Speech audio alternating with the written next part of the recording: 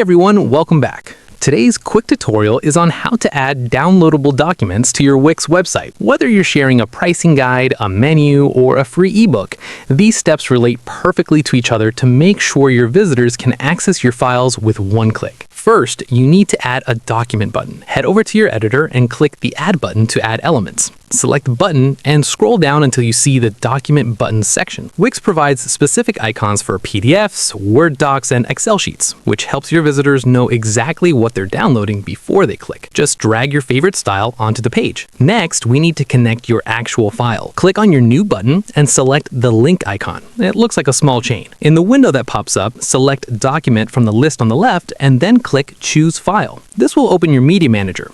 If you haven't uploaded your document yet, click Upload Media to grab it from your computer.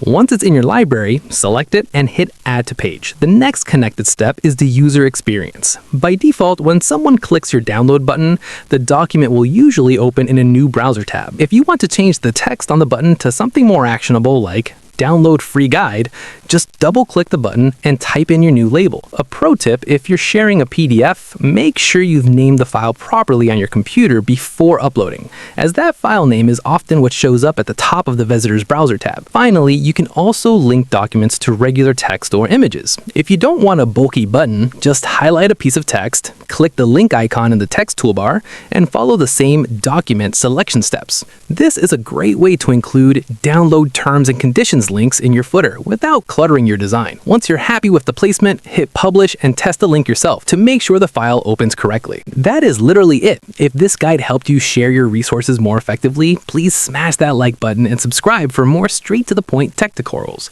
Drop a comment below if you want to see how to password protect your downloads next, and I will see you in the next video.